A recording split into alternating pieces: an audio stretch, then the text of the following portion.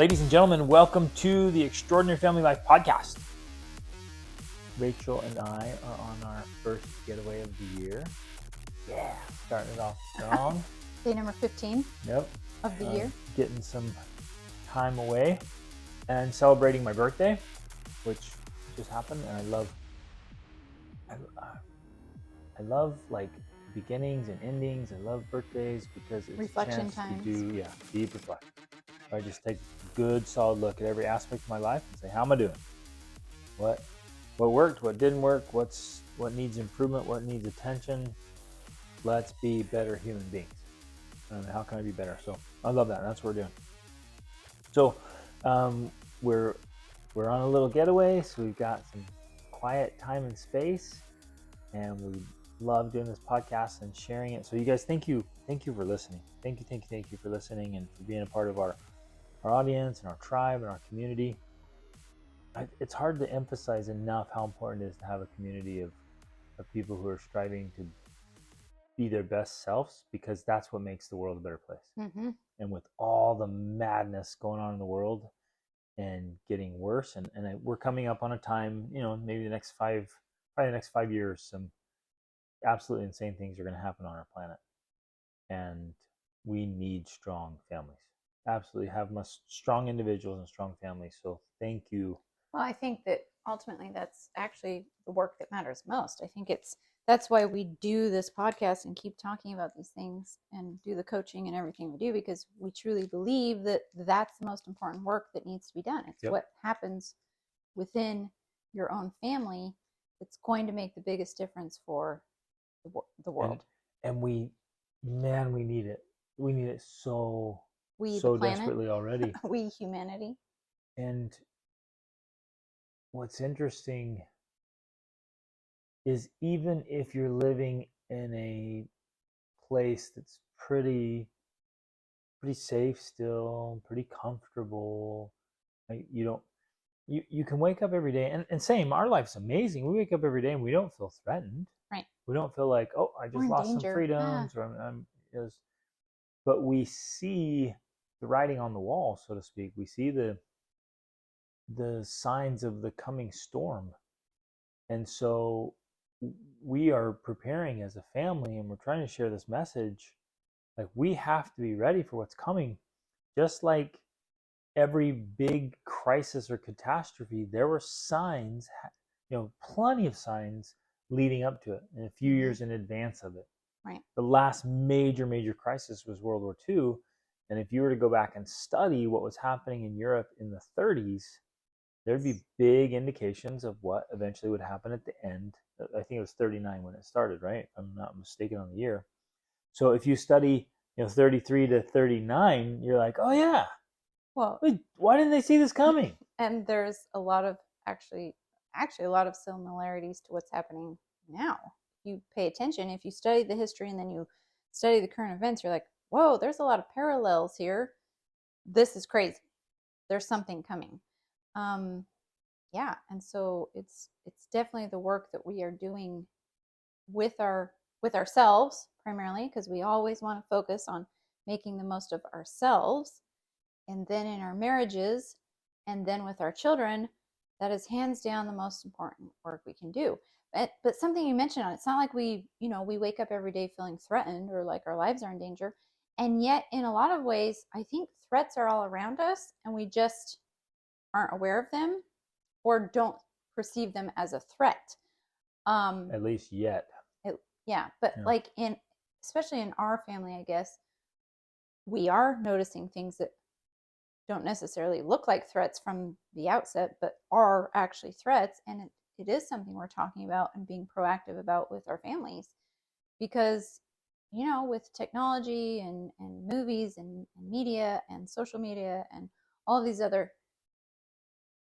inlets into our homes, so to say, like, we can be totally safe. At least we can feel physically safe. And yet there's an attack. I think right now the most serious attack is on like our minds, our ideas, what we think about, what we believe.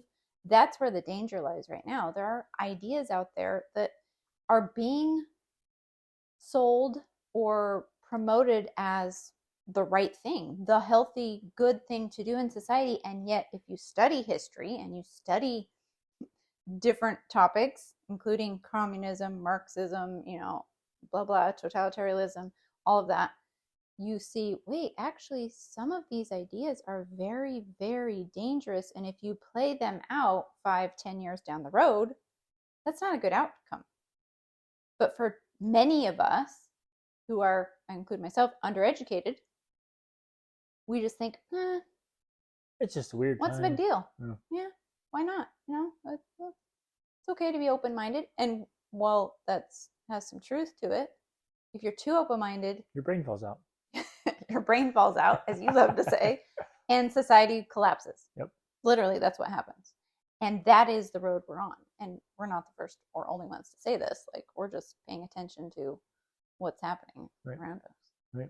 And that's very fitting with what we're going to talk about today. Well, absolutely. I think it is. It's directly connected, in my mind, especially for our family, it's directly connected to what we're talking about today, because that is, we didn't necessarily realize that or could articulate that when we started homeschooling, but it is one of the underlying reasons we homeschool. Yep. And that contrast is also important. How we started homeschooling versus now what we're doing for education is very, very different. Absolutely. Our own education has evolved, our strategies, and even the resources that are now available. It's so much easier now when we started 20 years ago. Goodness. Even the general... Even then, it was easier than it had been before that. But and the general perception of home education or alternative education that is one frowned upon. That's good. That's a positive benefit that came from COVID and quarantine, is that suddenly people rethought what homeschooling meant could be. Exactly. And now it's not even so much homeschooling as we call it, kind of home sourcing. Exactly. We source tons of resources and other we're the best outsourcing schooling from home, basically. And what's awesome now, it was already happening, but the sending everybody home for COVID even exacerbated it more. It really sent it forward. It gave it like a quantum leap, because all the best thinkers and leaders and teachers and mentors put all their stuff online. Yeah.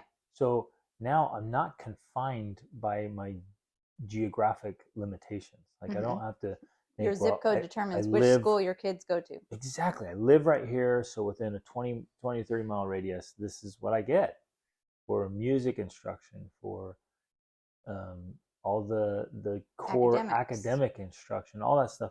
Like, this is the limiting factor. Now you literally can have your kids get on and take a course from the most brilliant physicist on the planet. Right. Which I think we'll talk more about this later. But, for one example, our kids love taking classes from masterclass.com.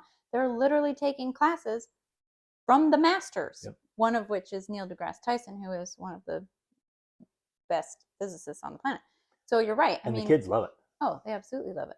And, well, the other thing I thought of when you said that, because we've talked about it before in previous podcasts and coaching about wealth, that one of the major determining factors regarding the income you earn is your zip code.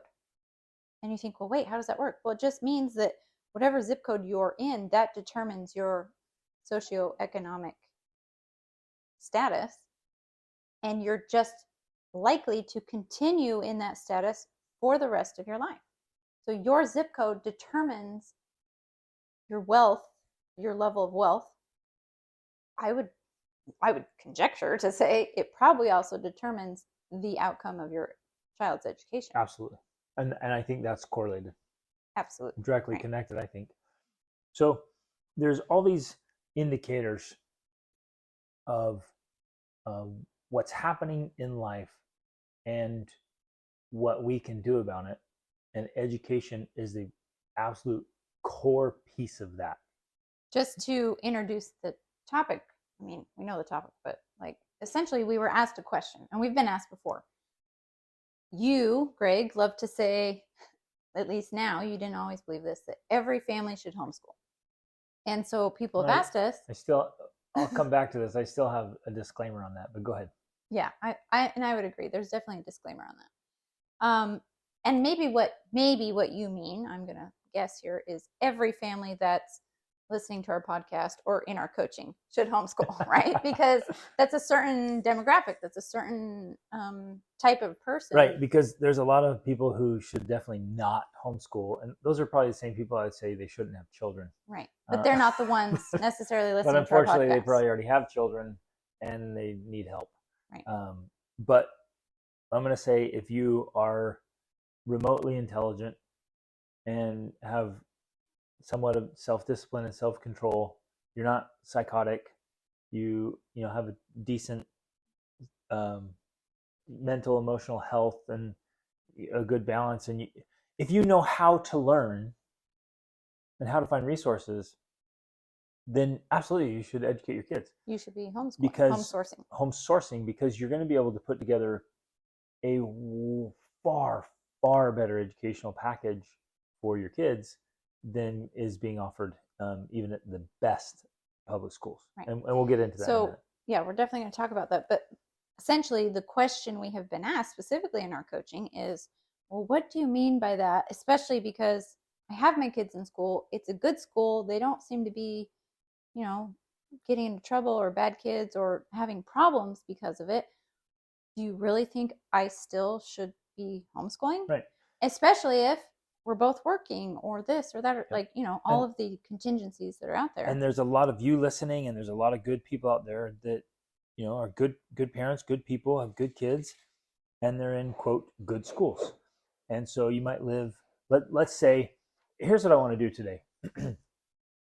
Some of you, let's say that you live in a good, affluent community and you have a, quote, good school district or a good school. I want to go with that scenario, because a lot of people are like, oh yeah, we live in a bad area, or yeah, man, a crap school. There's all kinds of horrible things happening there.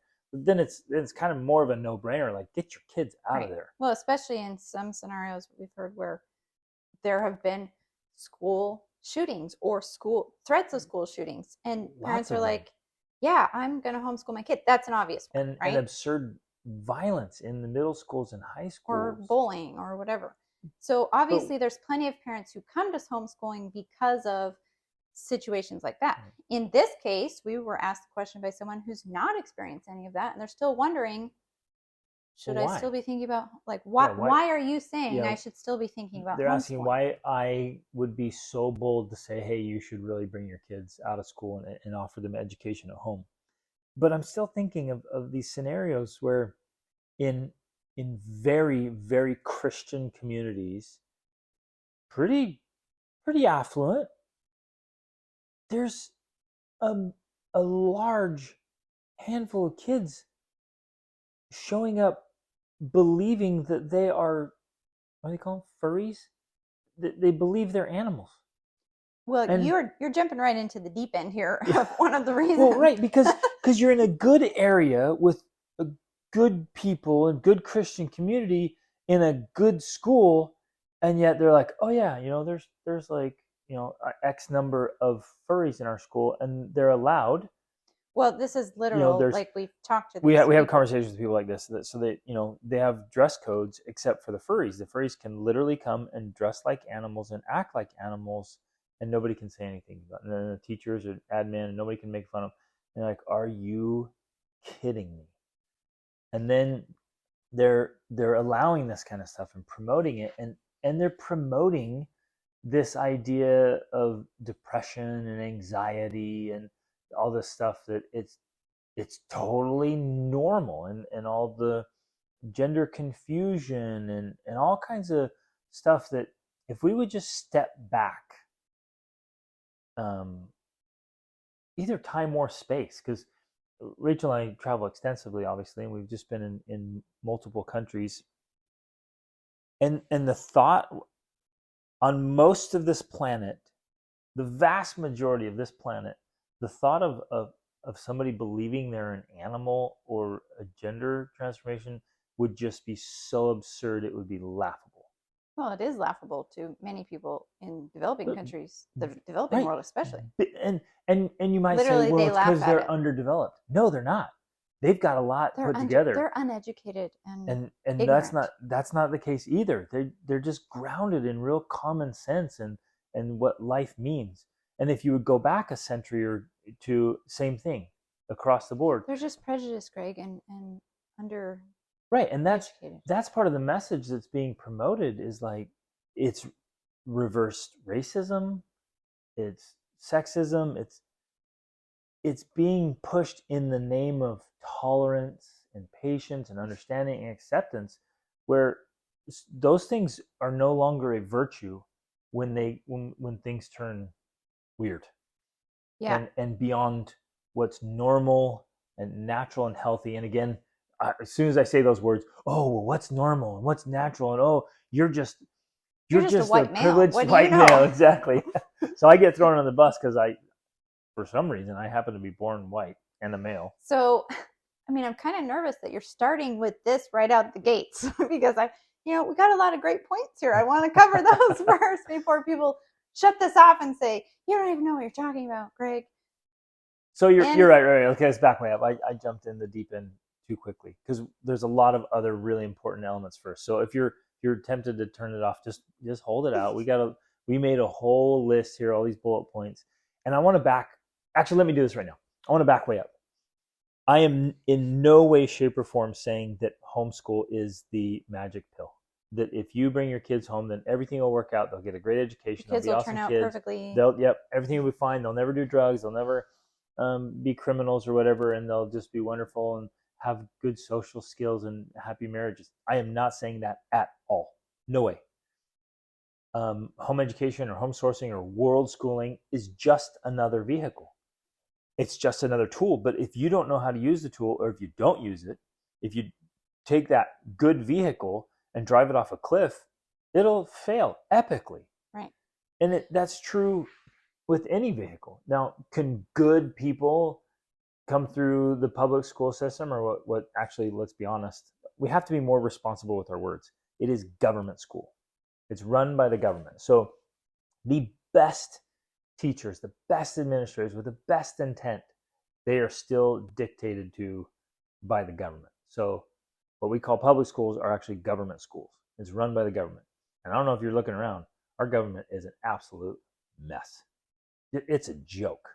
Anything run by the government is a complete and utter embarrassment. Not in my district, Greg. You don't know my government leaders.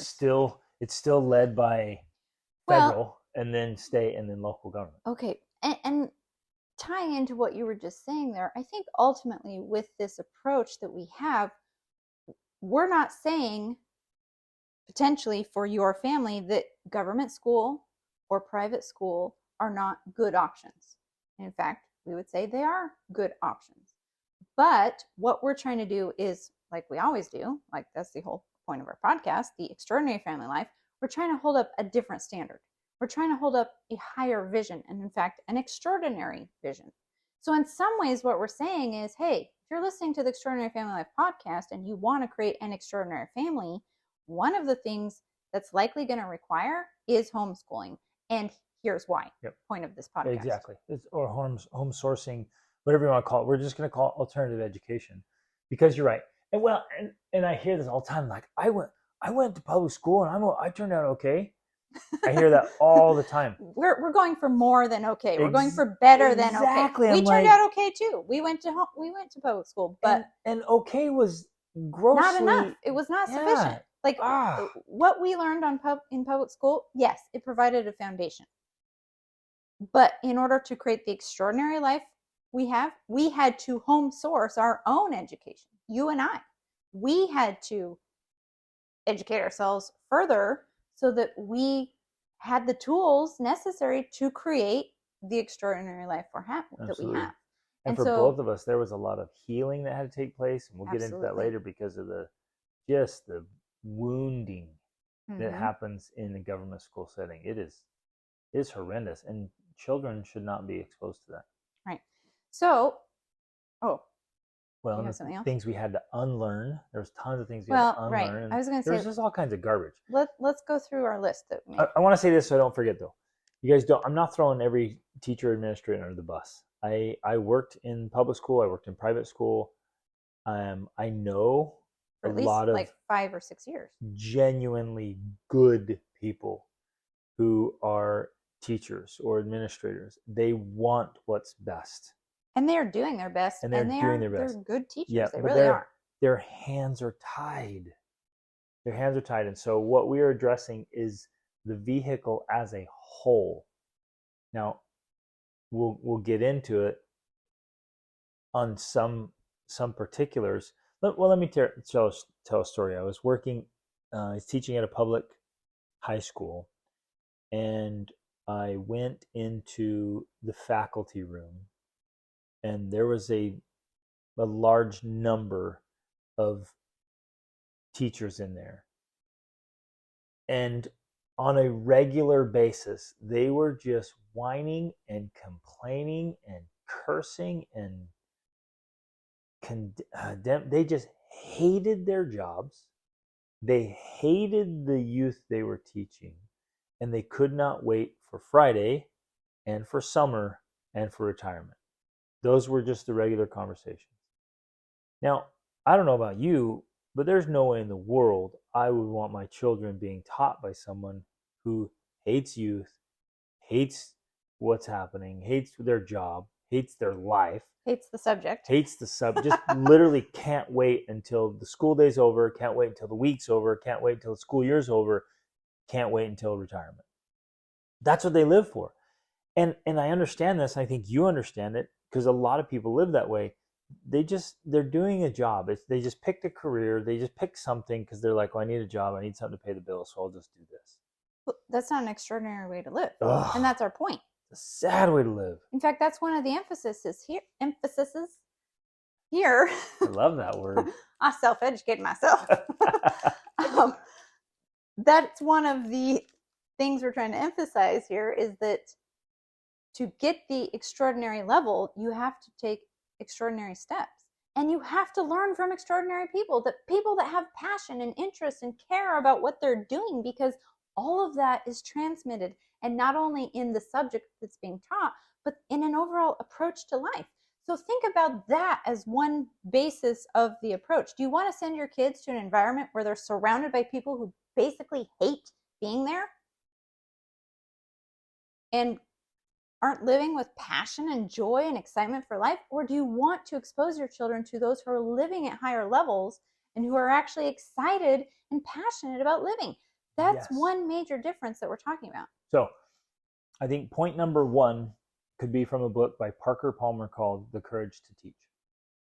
I have a different point number one. I know. But okay. I'm going to kind of put together, ultimately, you guys, if you're still listening, and we love you if you're still listening, if you made it this far. You're our favorite. And you're like, those stupid Dennings. If you've made it this far and you're still listening, thank you. Ultimately, you guys, we're not saying we're trying not to. I do it all the time. I am trying not to say, hey, this is what you should do. What I'm ultimately saying is, like, this is why we do it. Yeah. This is why we have never sent our kids to school, and we never will. So the whole argument, if you'll forgive my ranting when I get into it, I'm not saying, hey, you should do this. I'm saying this is why we've done it, and we're trying to share our thoughts and our philosophy and understanding here, so you know why.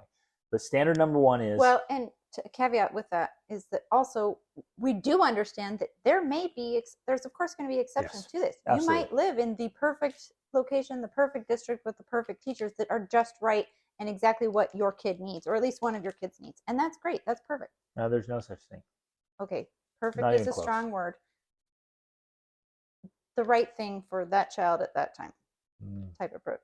Or you have no better option. That's my. And sometimes that's the case. Like, you have to we understand that there are variables. Anyways, though, but I have to go with the Courage to Teach. Parker Palmer says it is absolutely impossible to not teach what you are. Mm-hmm. So every single teacher, every single mentor, every single tutor, every coach, every administrator, everyone your child interacts with is teaching, no matter the subject, they're teaching what they are. Or who they are. So if they are unpleasant, if they're miserable, if they're unhappy, if they're addicts, if they're perverts, if they're cynics and critics, if they're just pessimists, if they're extremists, Defeatists, fatalists. yeah, exactly. If they're nihilists, then that's going to come across no matter their subject. It doesn't matter if it's chemistry or math or art. If they're nihilists or fascists, or put in your thing, Communists. if they're sexual perverts, then it's going to come out right. in what they teach and how they teach. And so it's not just the subject. You're like, oh, we have a great math teacher, but that teacher happens to be an alcoholic or a porn addict or living in relationship after relationship because they can't even stay in a relationship. Right. That's going to come out. It can't not. And there's a couple things there. One of them, I think especially early on, that was one of the reasons why we did choose to homeschool, because we had such high standards for ourselves and for what we wanted our children to learn that we thought, until I can find what I'm looking for, we're definitely not perfect, but we're the best option we've got, right? And then, of course, the other side of that argument is, well, there's nobody out there that's perfect. Everybody has their weaknesses. Even the masters on masterclass still have their problems. Yes, 100%. I totally agree with that. But I guess in some ways, that's why I prefer that approach, because they're still going to teach who they are in the masterclass, but that's a lot different than being surrounded by that person day after day, week after week, month after month, which is what's happening when they go to school and they are surrounded by their teachers and their peers. They're absorbing and picking up a whole lot more than they are when they're in your home environment and then being exposed to masters who teach them a subject and then from a distance. And we even eliminate, right? So let's say there's 5 or 10 masters out there we're looking at. You just start noticing, you're like, that person is a very foul person. Or that person, you just hear something, you just do a little bit of research, and we're like, wow, they live a horrible life. Maybe it's criminal activity, or maybe it's just literally disgusting. They're just disgusting humans. And you're like, okay, that guy, he is world class at marketing, but he's a disgusting human. I'm gonna go find somebody else who's world class at marketing and learn from him. Yeah, there's more options. Choose. There's more options. Yeah, exactly. So if you have 2 people that are really, really good at their craft and one of them's a dirtbag, choose the other one. That's what we're talking about. Right. Well, that's one thing we're talking about. Okay, so that's one. You teach who you are, what you are. I wanted to mention "Dumbing Us Down" by John Gatto.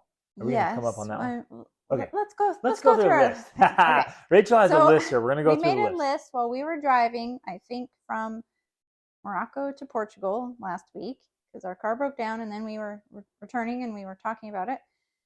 What I put on number 1 here is one of the reasons to homeschool, especially when you're trying to reach the extraordinary level, is that when you do research at all, and this is specifically related to the United States and I would say many westernized countries, you learn that many of the teachers who are teaching are actually very unqualified. Absolutely. And along with that, not only are they unqualified to teach the subject they're teaching, but they also suck at teaching. They're not even good at it. They're not even that good at teaching in general, because you are a teacher and teaching is a skill. And I've studied pedagogy. Pedagogy is the art of teaching. I've studied it for over 2 decades. Like I'm all over this, and I am intense about it.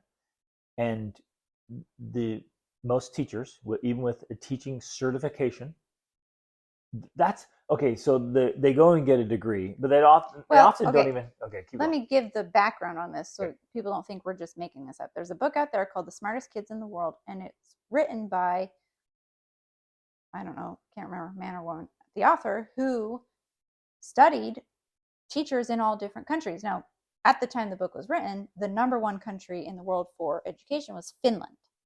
And in Finland, for one thing, they don't even start school till they're 7. So they start much later. They don't even focus on academics. They focused on things like playing. Just core values. Core values. Being a kid. Going out into the woods, like forest school. Just a healthy, happy kid. And then their teachers, I think for all levels, even elementary school, go through the equivalent of a doctorate. Okay, think about that. The same amount of schooling required to become a doctor in the United States is what is required to become a teacher in Finland. That's how it They should be. take their teaching seriously. Yep. And they're well paid for it. And they're respected. And they are very much respected. Like, there is no disrespect in the schools in Finland. They respect the teachers. So that's the one side of it. And then they talked about in the United States, like, you can get any degree in anything and become a teacher and not even have to know your subject. Right. You can just jump on and they're like, hey, we need somebody to teach a subject, and you don't have a real basis in it, and they'll throw you in there because they need it. So you don't have to know your subject that well. And again, those of you who have a degree, I have a degree. Those of you who have a degree, you realize how easy it is. It is so easy to get a degree in this country. It's too easy. Mm-hmm. And that was part of the point made in the book. And in fact, I can't even remember all the details, but I highly recommend reading it if you're wondering, because they were just laying out clear facts how dismally uneducated most of the teachers are in the United States. Like, it's an embarrassment. Yep. It really is. It truly is. And it's sad. And they emphasize that in the United States, especially, sports above everything else. Yep. In other schools, it's about the academics, and the sports is a side thing. They're talking about in the U.S. schools, especially, arts and music get cut, and all of these programs get cut so that we can keep the sports program. Like, we got to have our sports. Who cares about culture and education and, all of this? We got to have sports. Yeah.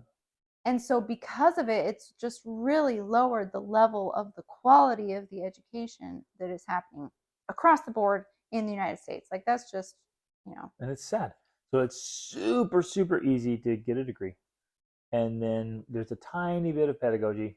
So they're like, hey, here's how you teach. And so they're not effective teachers. Well, that was the other thing in Finland. Like, they had to go through this lengthy period of time, I think 1 or 2 years, where they did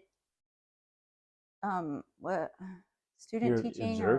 Like, you were practicing teaching, you were observing other teachers teach, and then you had to practice it yourself. Like, it was a long period of time where they had to go through this whole thing to actually be good at teaching, which makes perfect sense. Yep.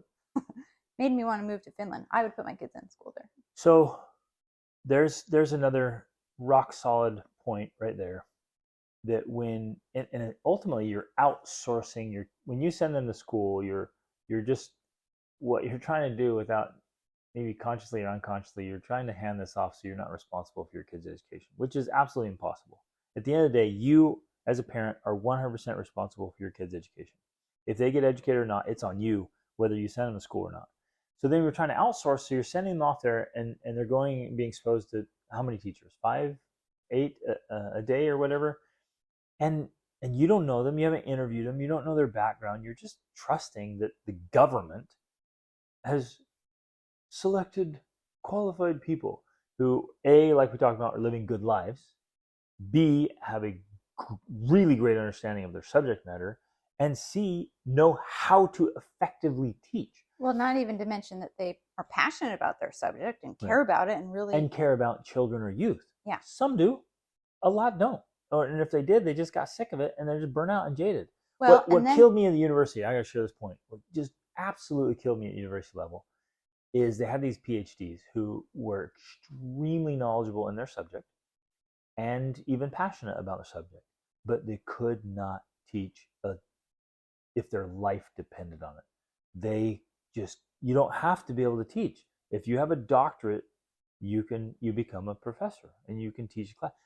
They couldn't teach. The most eager student couldn't. The best student on the planet couldn't learn from those guys. They knew their subject matter, but they had zero skill and ability to teach. And so what's the point? Like, okay, you understand the subject matter, but you cannot convey it to another human being. It's two different things. Well, and then not even to bring in the fact, like, actually you did talk about it before, is that on top of all of that, in the government school system, the teachers' hands are tied when they want to do something different, or even have a different learning style or a different learning approach, or to we're not even getting into the fact that not all students learn the same, or the very proven fact that boys do not learn the same as girls, and that they need to move around. They need to be able to run and play and be rough and all of these things that they're not allowed to do in school. And so they end up getting medicated, so that they can sit still and pay attention. That's a whole nother topic, right? Well, let's nail that one right now, though. If nothing else, if everything else were good, but I was aware of the mass medication they're handing out to kids and calling them ADD or ADHD and saying they need to be drugged because they're active. Their brain is different. And their brain learns differently and they're rambunctious and they wiggle. If it was only that factor, I would never send my kids there. I mean, any institution that is drugging children and not allowing them to be children, right? I'm out. If that was the only factor, I'm out. And they're like, well, they're not giving it to my kids. Yeah, but the kind of people who are handing out drugs like that to kids are from such a screwed up mentality, philosophy, mindset. I don't ever want my kids anywhere near those. I don't even know what to call them. It's evil.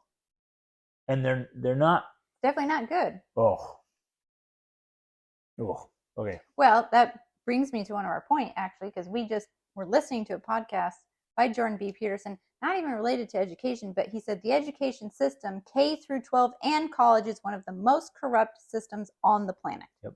That is a direct quote from one of the most brilliant men of our time, literally saying that the education system is one of the most corrupt systems on the planet. And I agree wholeheartedly. I agree too. So there's another point. It's a huge monster and it is corrupt all the way through.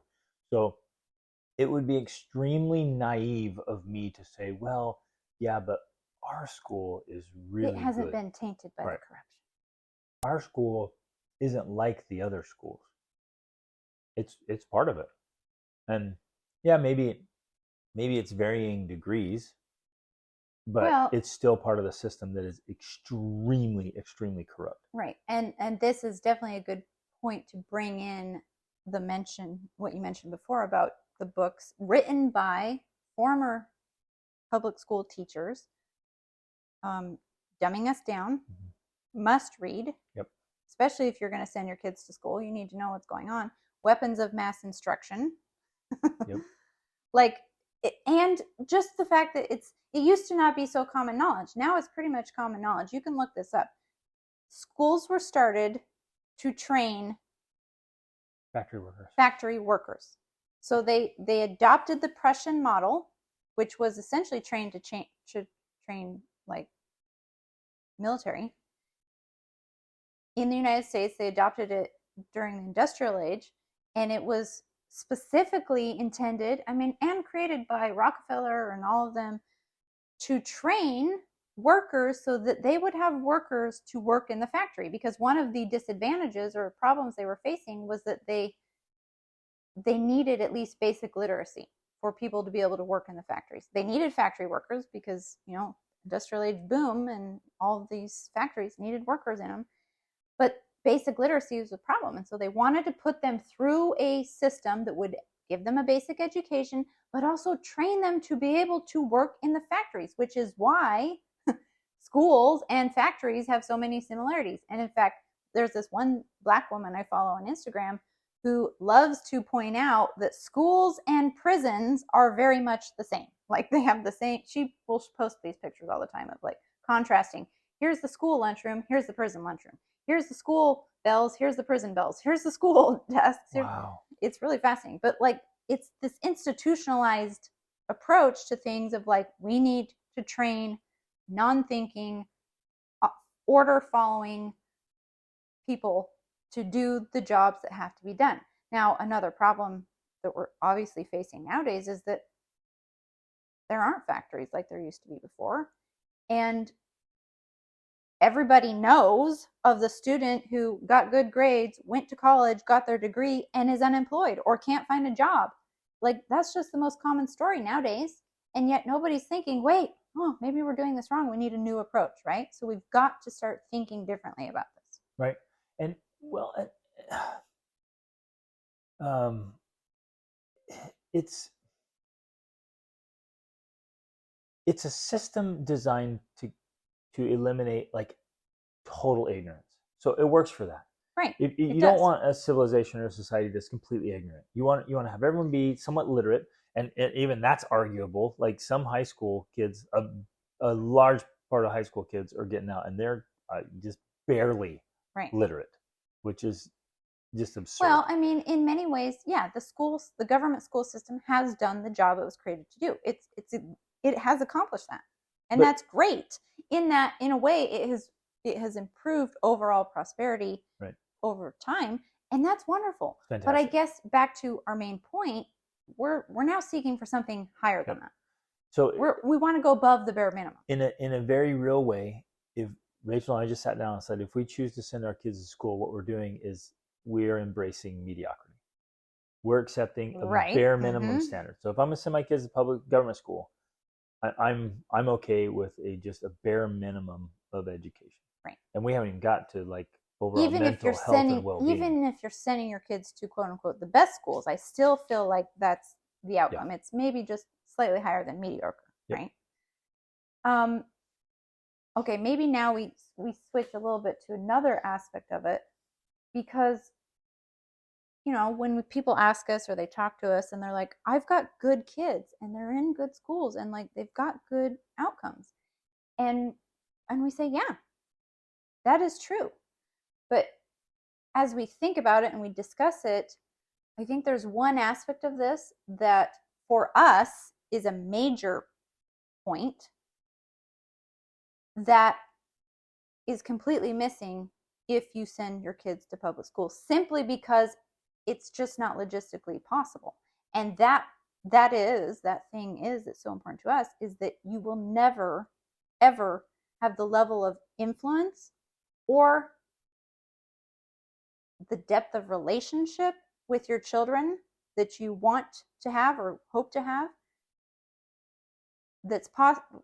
I'm getting confused here. I'm like, how to exactly word this, but it's not possible if you send them to public school versus having them at home, simply because of the amount of hours you are spending with your children. Does that make sense? So essentially, you can't have as deep or powerful influence with your kids because they're going away to school and spending hours and hours and hours away from you versus the amount of time they spend with you, picking up on who you are as a person by being at home with you. Yeah, so if you could just even like see it in a pie chart of just hours with you versus hours away from you, that's pretty crazy to think about. And if you add, and it starts at a young age, which just kills me. It's so sad. Little kids should not be away from their parents unless their parents are crazy. They should be away from them. And again, that's the disclaimer there. You said you can't have influence and a great relationship unless they're home with you. But if you're crazy, or if you're mean, or you're unpleasant, or you're controlling, or you're name it, like whatever, pick your thing. That's no guarantee for a great relationship or influence. Well, and that goes back to what you said before, that just because we're promoting this doesn't mean it's the cure-all pill. No way. And that's not what I'm saying either.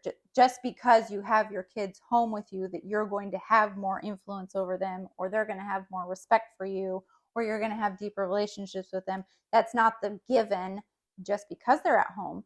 But if you are intentional, if you are striving to live that more extraordinary life, if you're constantly working on yourself, if you're educating yourself, if you're improving yourself and strengthening your relationships, if all of that is worked into the quote unquote homeschool that's going on, which in our case has been the case, then as a result, your children seeing all of that taking place on a daily, weekly, monthly, yearly basis, best education there is. It's the best education there is, and it levels up your influence over them and in their lives. Like, the one thing that sticks out to people, and this isn't just us saying it, it's them saying it to us when they come on trips with us or they meet our kids or whatever, they see how much influence we have. And when I say influence over our kids, this isn't in a manipulative, with our power kids, grabbing way. influence It's, with yeah, our we kids. have influence with our kids. They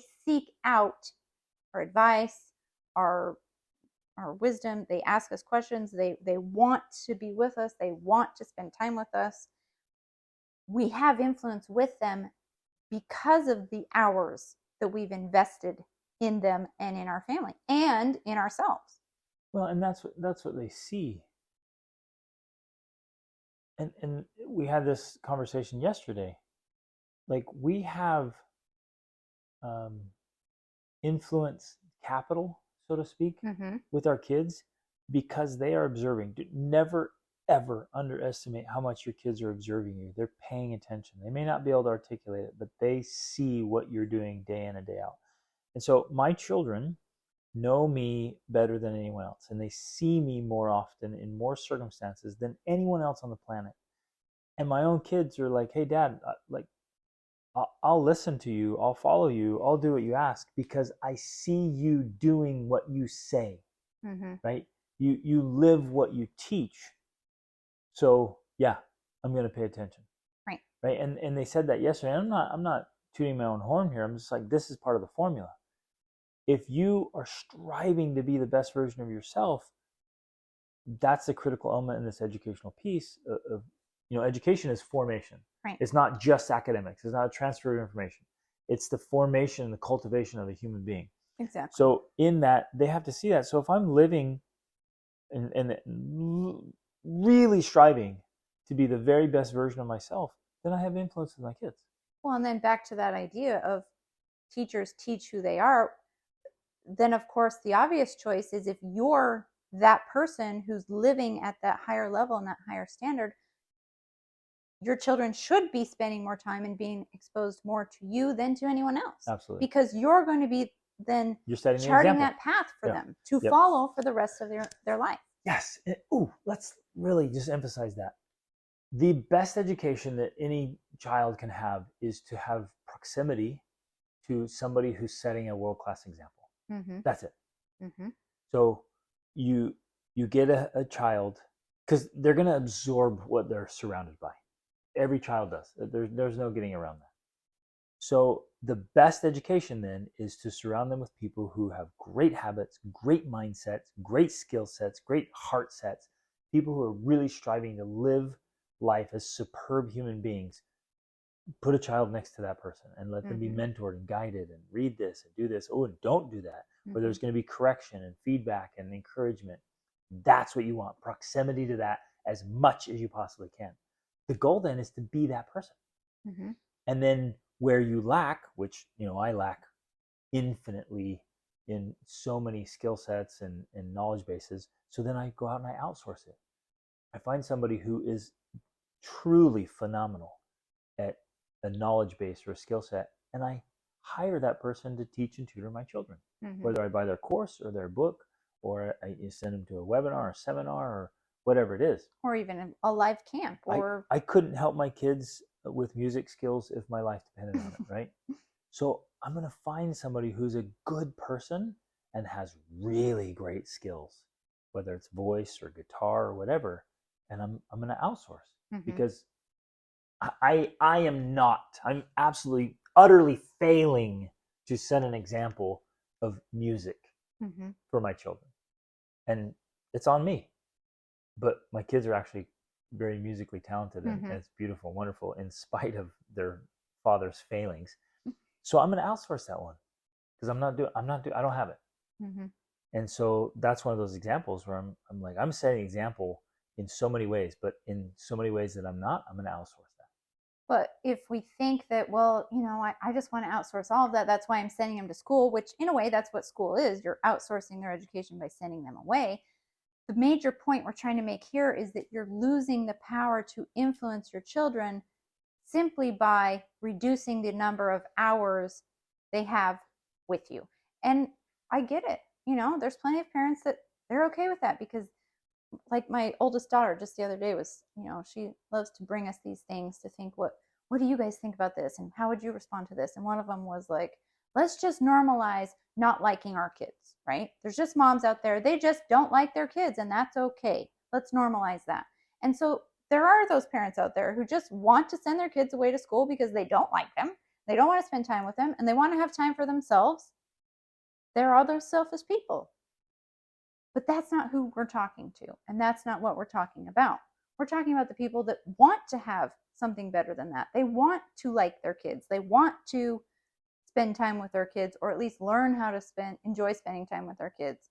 They want to make sure their kids get the best education possible, and they want to have a lifelong friendship and influence in their children's life because they care about them. And you're going to gain that at higher levels by having your children with you more, not less. And helping them become likable, good humans. Ladies and gentlemen, if you do not like your children, that's on you. Mm-hmm. You own that. If your kids are annoying, that's on you. Well, one of Jordan Peterson's 12 rules of life is, don't let your children do things that make you not like them.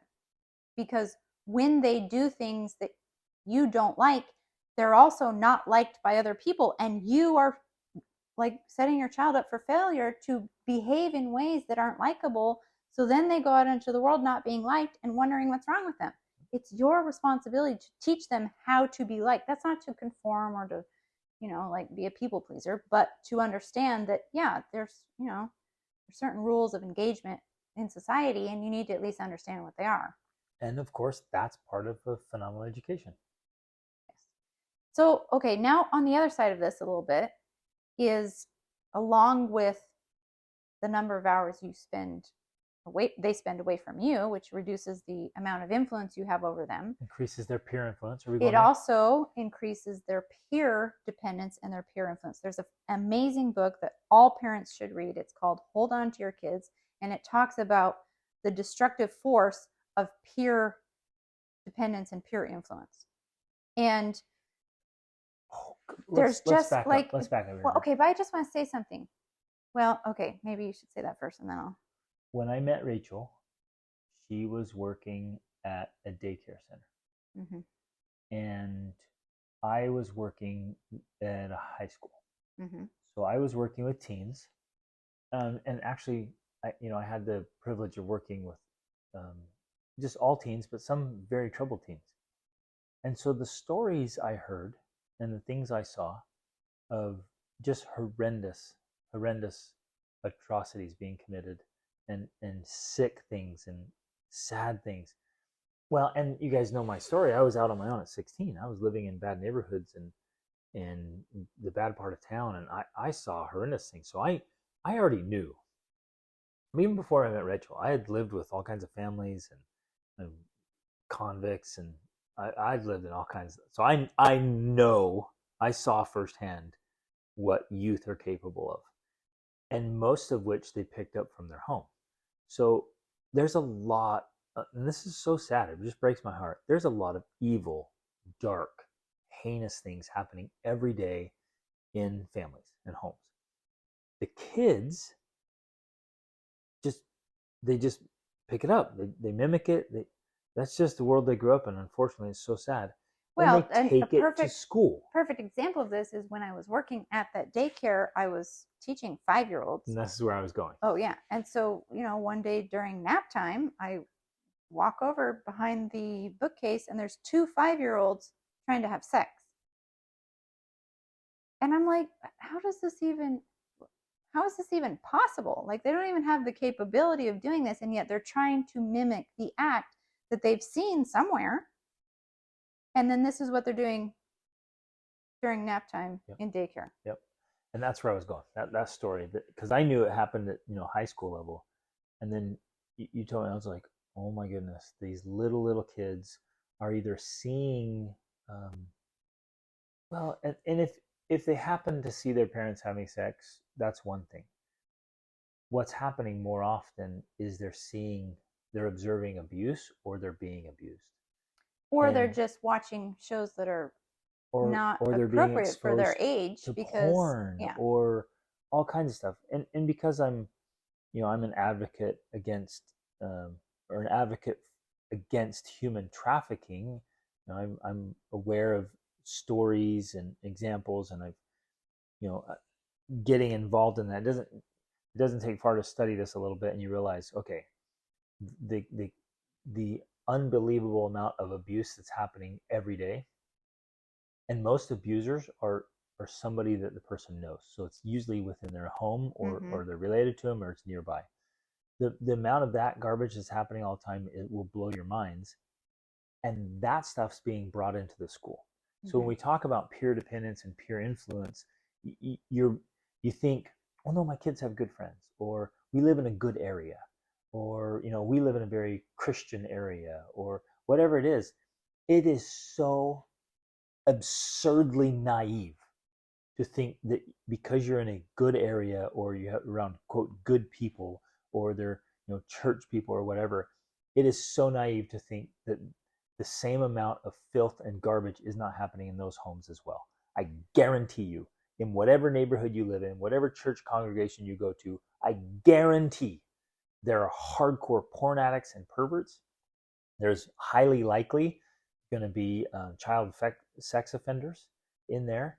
There's all kinds of despicable things happening in those homes that those kids are taking with them to school and sharing it, influencing it, like whatever. It's happening.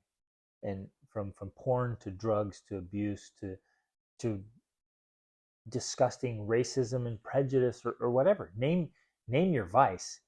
It's happening in their homes, and it's going to the school, and your kids are being exposed to it. And just to be clear here, and hopefully you guys know this if you've listened to our other podcasts and our other whatever, anything else we have, we're in no way promoting sheltering your children from all the evils of the world, right?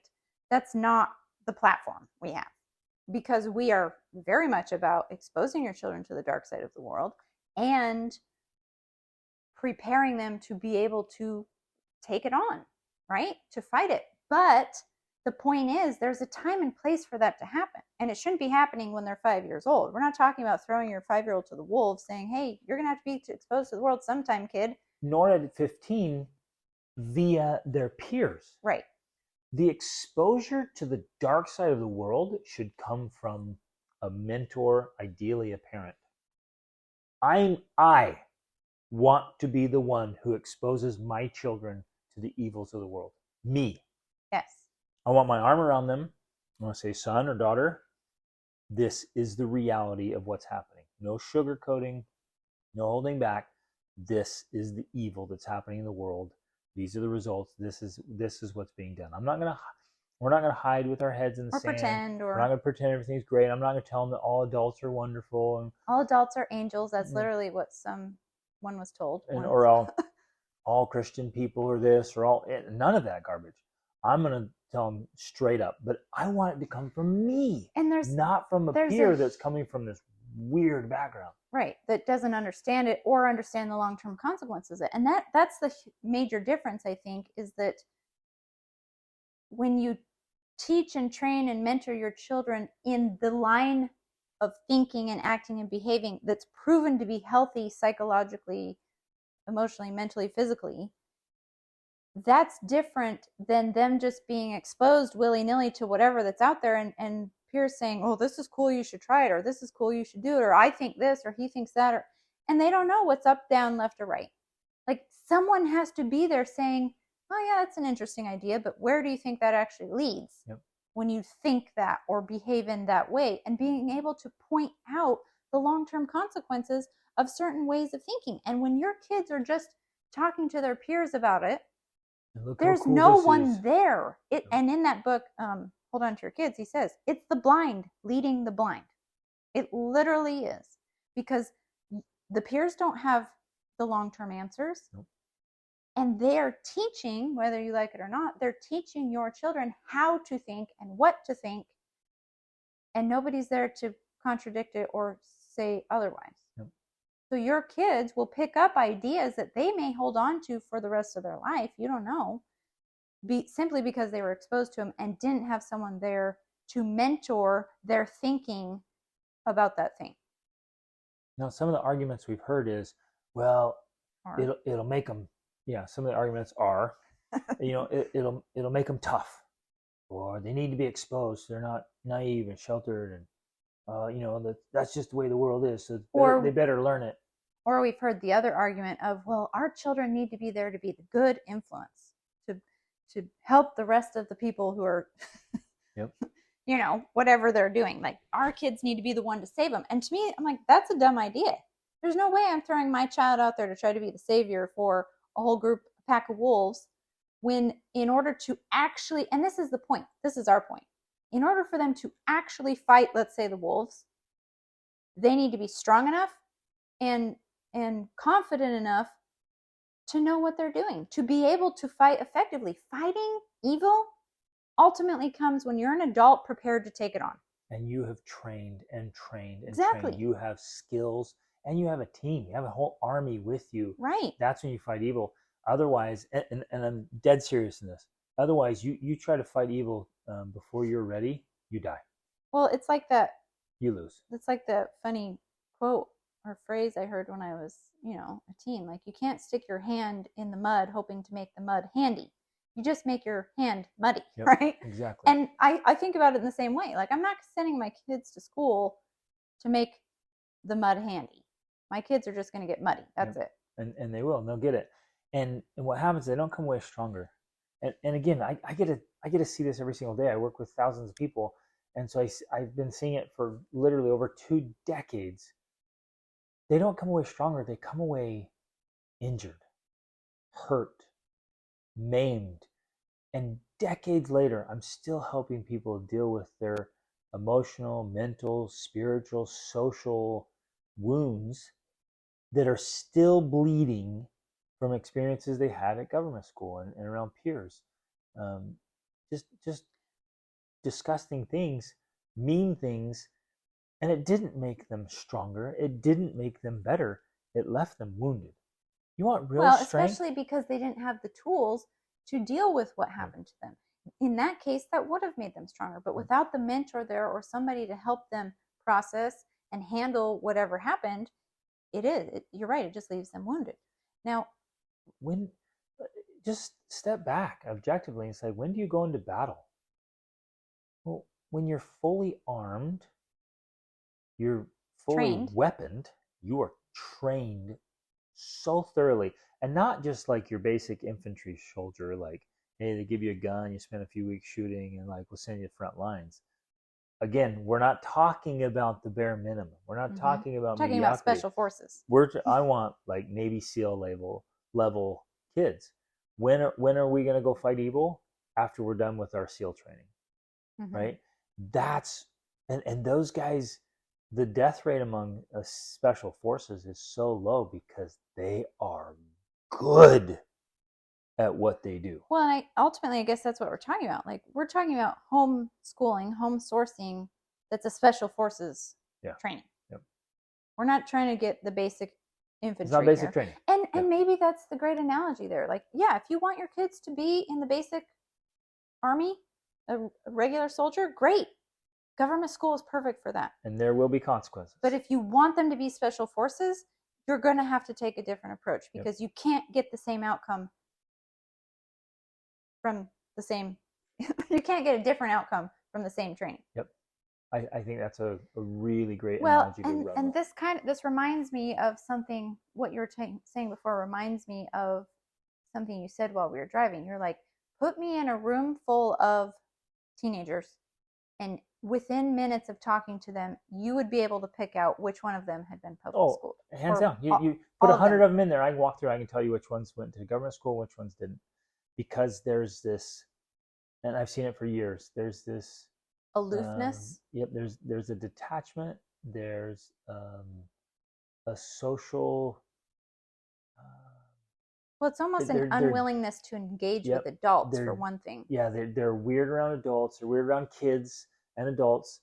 They're uncomfortable, they're uncertain, their main motive is fitting in. They're super insecure. Even the real confident ones, like, you can sense the insecurity.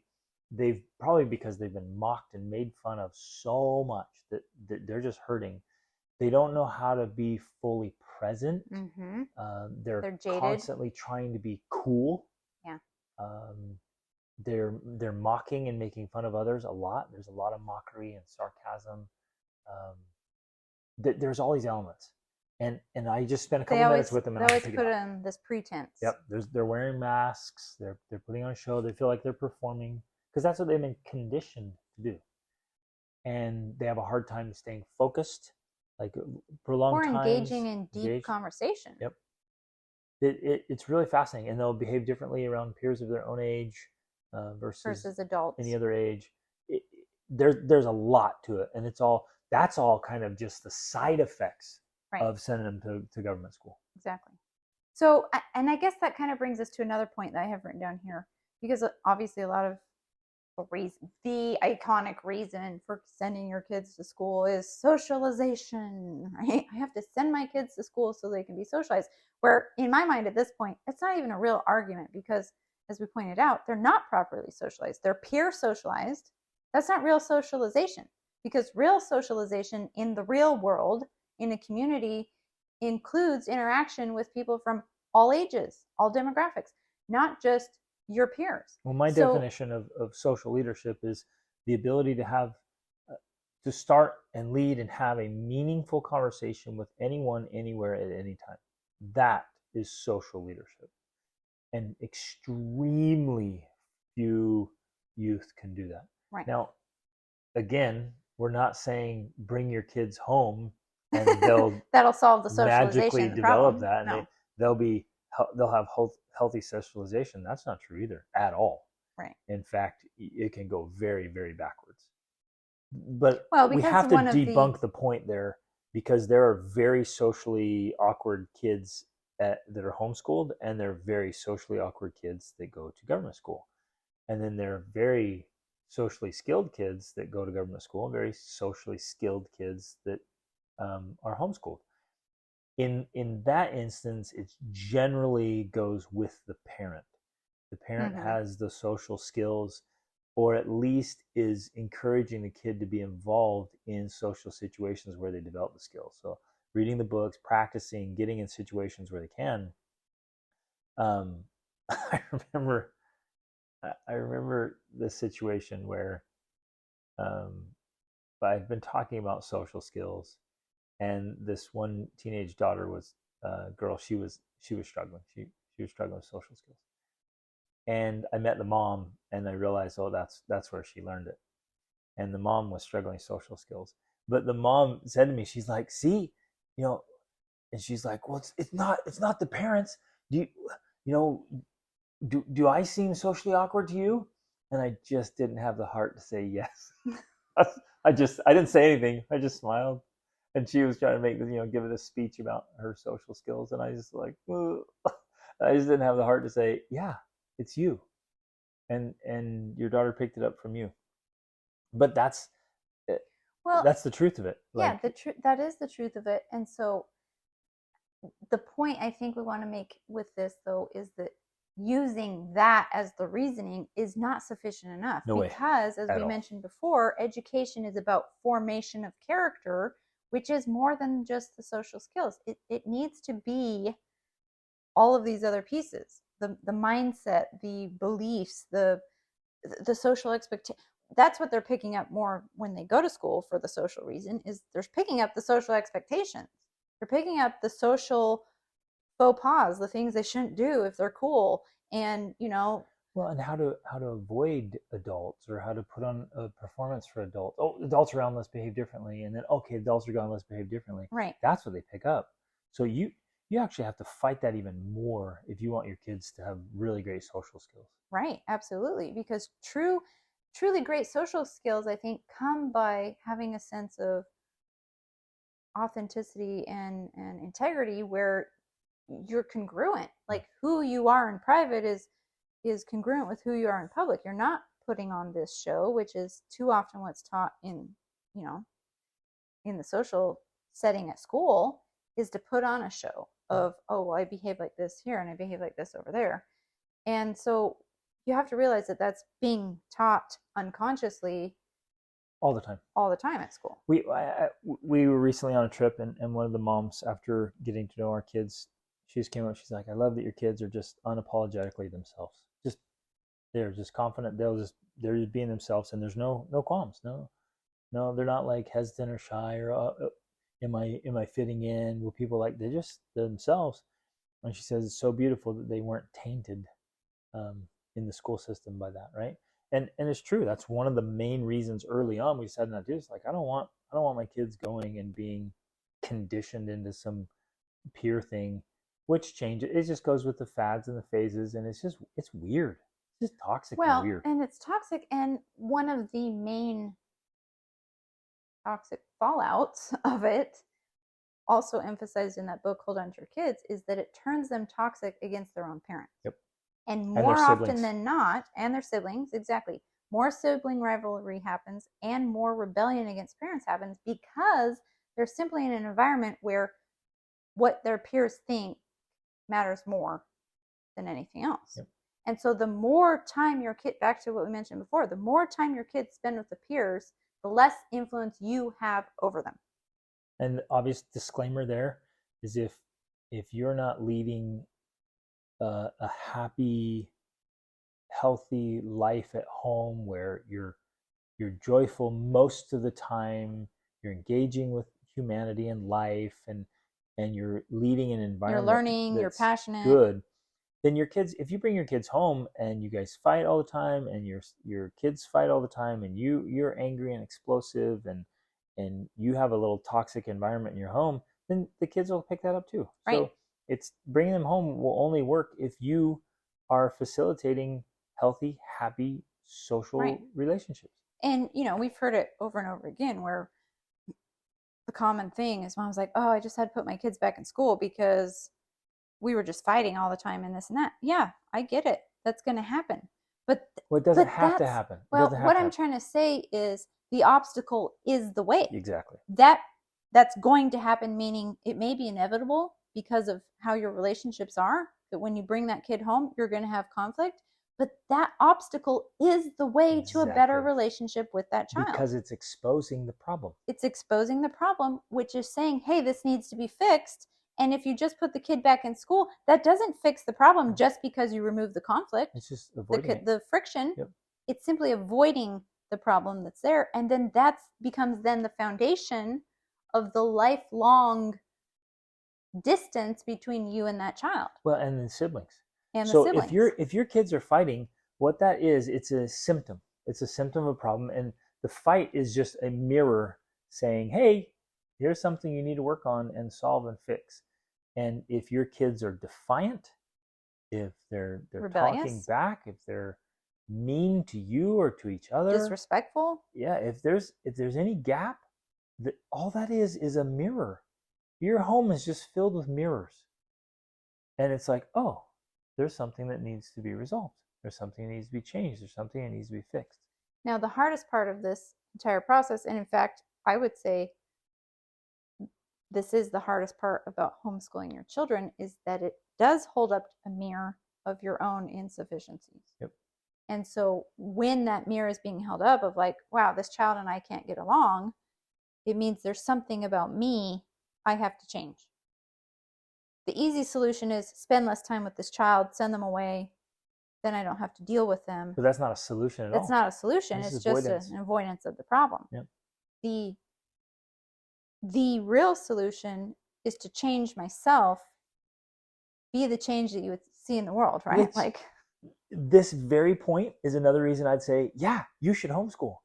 Because when you bring your kids home, it's going to expose all the things you got to fix. Right. You have to become a bigger, better person, and you have to figure out how to help your kids do it too. So guess what? You should homeschool. Well, because you're grossly inadequate. And I'll go for it. And the process of having those weaknesses revealed to you and then going through to change them or improve them goes back to what we were talking about before, where that then gains you more influence with your kids because they see you transforming. Yep. They see you taking on that transformation, which then makes you a more respectable person to them and someone worth listening to and someone worth following. Absolutely. And we can talk about this because we went through it and we still are going through it. Right. Rachel and I had to level up massively, and we still are. We're still growing. We're still being exposed to the gaps in our own development. And that's why we have 7 kids at home, some with unique particular challenges in education. Every kid being different, every kid being a different kind of learner, a different response, different needs. We have to grow Neurodiverse, to you could the say, demands. since that's a popular word nowadays.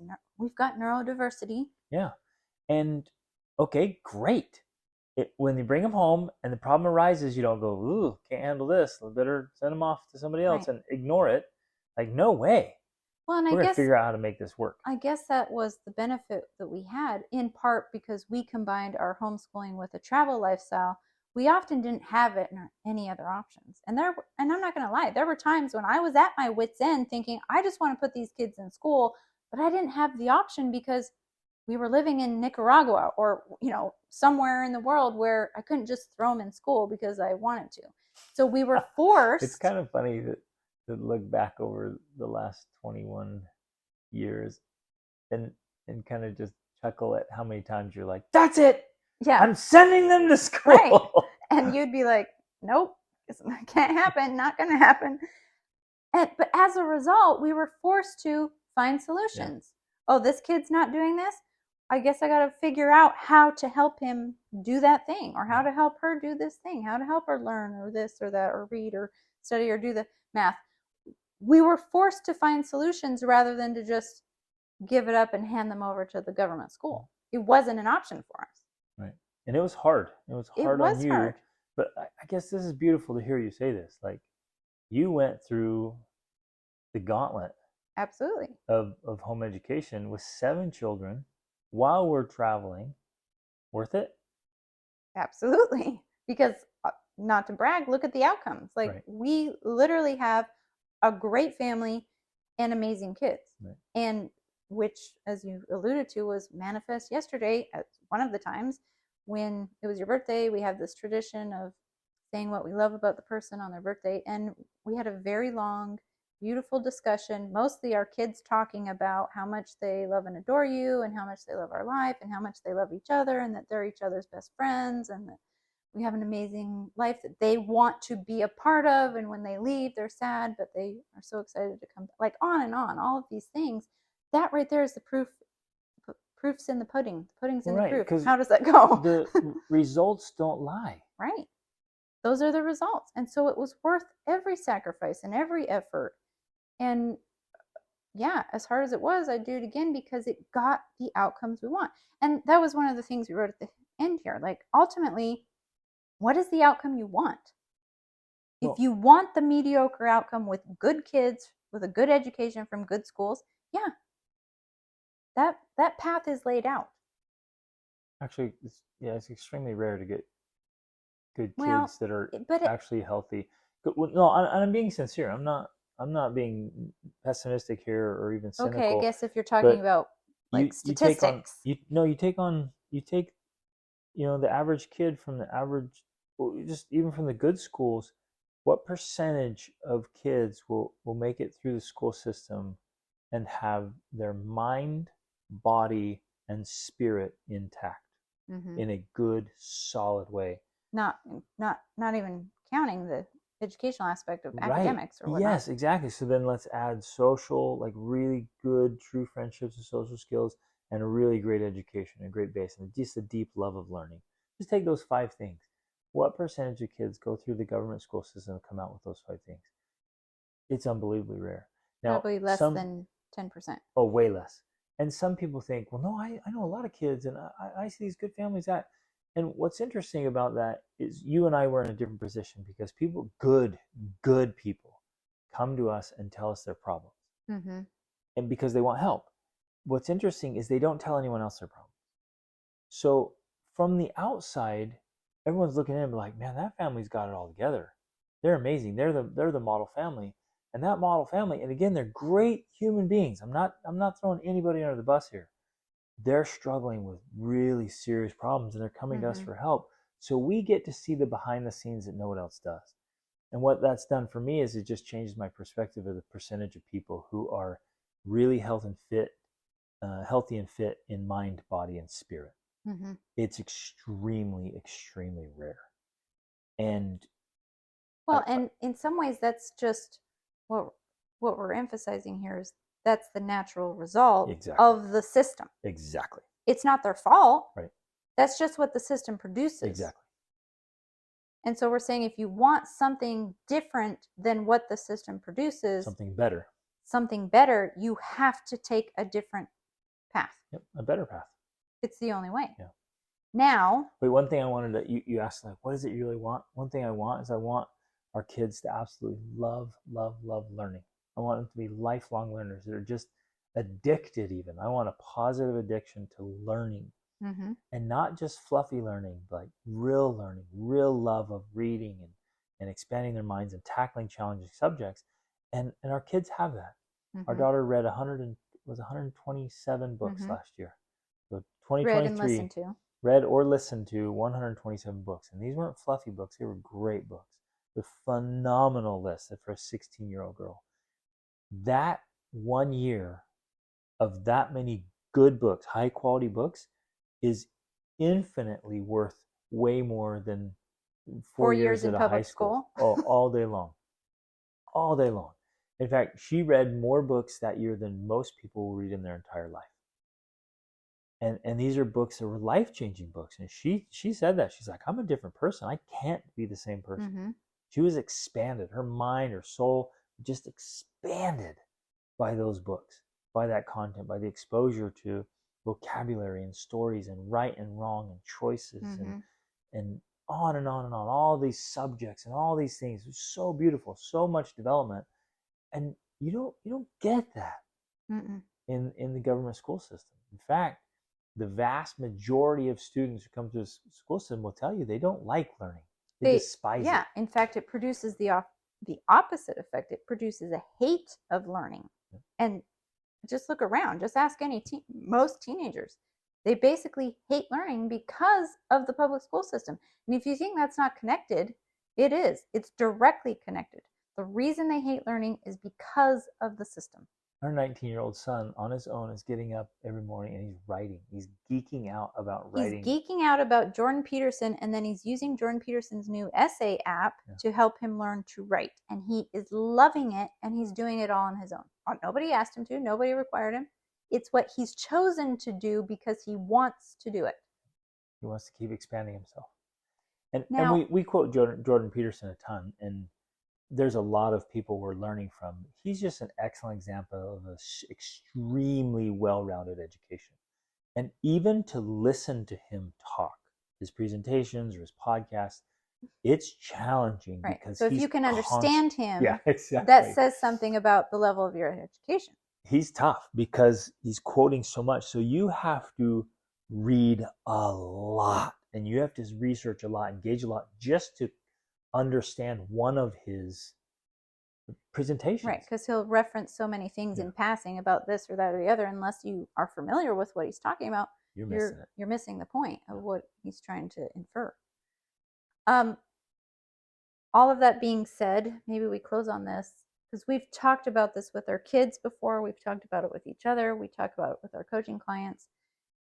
Anytime you veer from the socially, I don't know if expected, but maybe socially expected path, the path laid out for you by society, because we'll fully admit the path laid out for you by society, and that includes school and education, is the path that's meant to keep you safe. It's meant to prevent you from living in dismal poverty, right, with no education. That's why it exists. It's a safety net. Well, yes, it's designed to keep you just one step above that. Well, but essentially that's what I mean. It's a safety net of some sort of protection. It's instead of you landing at 0, they've designed a system that gets you to 1. Right. But I guess what I'm saying is that the danger, and this is what I'm trying to close on here, the danger of stepping off of that path, the safety net path, the status quo path, the mediocre path, is that you have to be very intentional about actually getting the results you're going after, or you will likely, if you don't, zero. end up worse off. Yep. And that, I think, we have seen play out for other people that we know. We've seen it, play out in a lot of ways. That is the danger of stepping off the status quo path. Yeah, you're right. And we have to emphasize this because whatever you choose, it has to be better than the default, than the minimum standard. So by stepping away from this, you are stepping away from a minimum standard that's designed to protect society. So excellent point. So whatever you do, be committed to do whatever it takes to make sure it's a lot better than what you step away from. If you choose, for example, to not go to university, which is okay because it used to be that the only place to get a really great education was at university. Now you can get it in other ways. But if you lack discipline and you lack commitment and you're terrible at managing your time and making good choices and you say, I'm not going to go to university because I'm going to get my own education, and then you don't do it, you're worse off. You're worse off. You're worse off. Exactly. So you definitely should go to university, knowing full well there's going to be some pretty nasty consequences because that the university system, for the most part, is unbelievably corrupt. Like Jordan Peterson said. Yeah. But the same with the homeschooling that we're talking about. Like, yeah, we're giving this whole speech talking about why you should homeschool, but it's with a warning that if you decide to go that path and you don't do the extra, because here's the danger. At least if your kids are going to public school, they're learning something. If you bring them home and you don't actually teach them, they're learning nothing. And they're actually worse off now. So you have to have the higher vision of what you're after, and then you have to be willing to do the work to make it happen, or else they will end up worse off, or maybe just barely better off. So that's the danger anytime you pursue the non-conventional path, is because you're now required to put that safety net in place that's gone because you stepped off that path. So for those of you who've already chosen this path, congratulations, keep going. I hope you listen to this and say, I need to level up. I need to keep rising. Some of you who are considering it, you might be like, man, that sounds like way too much work. It sounds like this huge, terrible thing. And we say, yeah, it's going to be so much work. Embrace it. Maybe that's the purpose of this message today, is like, do it. Go for it. Become the person you need to become. Rise. I'm laughing because it reminds me of a conversation our oldest daughter had. She was doing some missionary work in the Dominican Republic, and she had some roommates, and they were talking, and she was kind of telling them about our family and her parents and everything, and all the things we've done and all the places we've gone and the countries we've traveled to, and yada, on and on, all these different things. And one of them kind of at the end, well, and she was also emphasizing like the amazing marriage we have and the relationship we have and how close we are, and that I also work from home, but I also homeschool the kids, and we traveled all these countries. And one of them was like, that just sounds like a lot of work. And she was actually kind of shocked by that. And she was telling me about it, and she's like, well, yeah, it's a lot of work, but what else are you planning to do with your life? What do you want to do anyway? Sit at home and watch Netflix while you send your kids to school? Because that was kind of the other story they were giving. They were talking about what they wanted to do with their life. And that's how it had come up, because she said, well, I want to do things like my parents have done and pursuing their dreams and all of this. And they were like, oh, I just want to get married and send my kids to school. Be a stay-at-home mom, send my kids to school and be home. And she's like, what? She couldn't get it. She's like, what are you going to do at home? What value are you bringing to your family? What value are you bringing to the world? Like, how is that a life path worth pursuing? She just could not get it in her head why, to them, that seems so much better than all the work involved in creating something extraordinary. Yeah. And so, yeah, that's the message. It's not going to be easy. It's a lot of work. But if you want extraordinary results, it requires an extraordinary effort. Yeah. The extra comes in front of the exactly. ordinary. It does. That's a really profound idea of like, what are you doing with yourself? What are you doing with your life? What are you doing with the 24 hours that you have? And interestingly, because we used to be there too, some of us feel like we're just drowning in our little list of to-dos. And when you're in it, it feels real. It feels like, I remember And it this. feels stressful, and it Yeah, I'm feels like, like oh my overwhelming. gosh, I have so much to do. And now I look back at myself and I laugh out loud because I was like, I can't believe I even felt like that was a workload. Like, Right. I was so weak and so underdeveloped. And I thought I was busy. Mm-hmm. I didn't even know what busy was. I'd never been exposed to how to actually get things done. And had I stayed there and like, oh, this is so much, oh, this is so hard, oh, I just want to take it easy, I just want to unwind, I just need some downtime, I just need alone time to recover from getting my kids ready in the morning and then getting to bed at night. Ugh, it's so weak. It's It's true. so weak. Well, And and it's, I want to share a just quick analogy. One of my coaching clients, he's living in an RV full time with his family. So he bought a new huge RV, like massive, and he went and bought a new big old truck for it, right, brand new truck. And they had it for several months, and this light kept going off. And what's going on? You take it in, and it was under warranty, so they fixed the truck, and the light kept going on, going in, and they finally went in, and this is a big, strong, brand new truck. And it's like, yeah, the truck can't handle the weight. It's like when our trailer's loaded out, it's over 20,000 pounds. And he's like, yeah, unfortunately, it's a new truck, it's a powerful truck, but it just can't handle the load. So he went and he upgraded to like the biggest, baddest truck, right? This huge dually. And he hooked up his 20,000 plus trailer and drove over the Rocky Mountains in winter to go. They're going for the ski season. And he's like, I was accelerating uphill over Colorado, and the truck, I couldn't even tell my trailer was on there. I just punched the gas on the truck because I needed to go faster. I wanted to, and it didn't even respond. Like I couldn't tell the trailer was on there or not. Like I had to look back and make sure the trailer's still there because the truck's just like, whoo. And he's like, it's like my truck's just sitting there telling me, like, go ahead, put anything you want on me or behind me, whatever. You won't even know I'm pulling it. Right. And so he and I got talking. I'm like, that's the caliber of people we want to be. That's the caliber of men and women we need to be. The caliber of parents who are like, bring it. Is that all the load you got? Because I'm capable of all that and more. mm-hmm. That's the kind of capacity and capability and competence we want. Like I can handle the load, whatever. Right. Where before I was like a little broken down Volkswagen, like, don't put two people back there, I'll fall apart. Ugh. Right? We're so weak. I was, and I'll be the first to admit it. I was so weak and pathetic and incapable.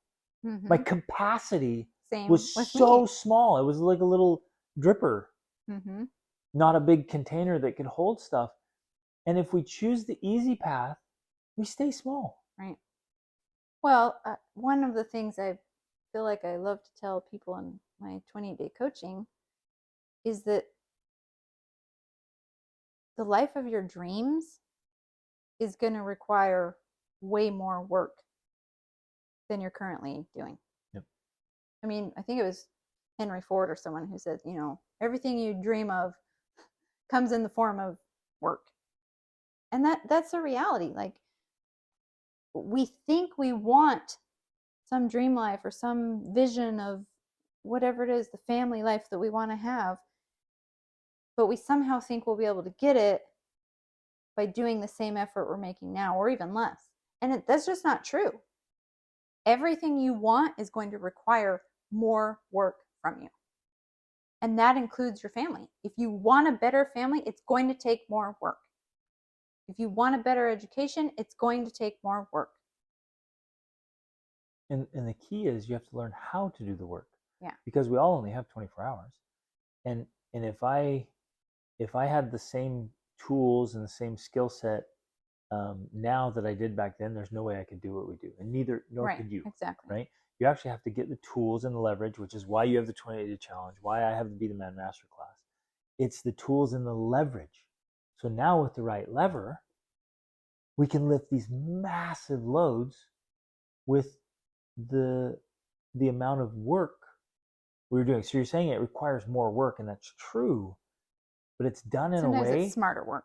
that's it's actually sustainable. Yeah, We're not exactly. getting burned out. In fact, we're less burned out now while doing more work. Right. So it's like we have less stress, more results. Yeah. Right. How awesome is By that? we're doing more, Yep. but with less stress. Yep, exactly. More capability and capacity. Like that truck. Yeah, exactly. Carry the load. So hopefully this is helpful. Again, you guys, we're not telling you what you should do. Although here I am saying you should take your kids out of government school. But the message is at the core, at the fundamental level, it's, hey, this is why we chose to do it. And I guess essentially the message is, what outcomes do you want? Yep. You've got to think about that. If you want different outcomes, you are going to have to take different paths. It's that simple. And now that we have 3 kids who are adults, and we've been doing this for 21 years. It's beautiful, and we have the results.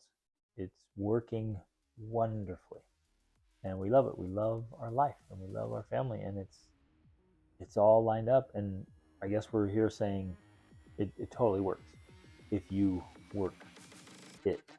It's awesome. So love you guys. Thanks for listening. Let us know. Actually, join us. Get the coaching. Get the tools. Get the resources. Get the leverage. Don't try to figure it out on your own. Let us help you get the stuff you need. Love you guys. Thanks for listening. Reach out.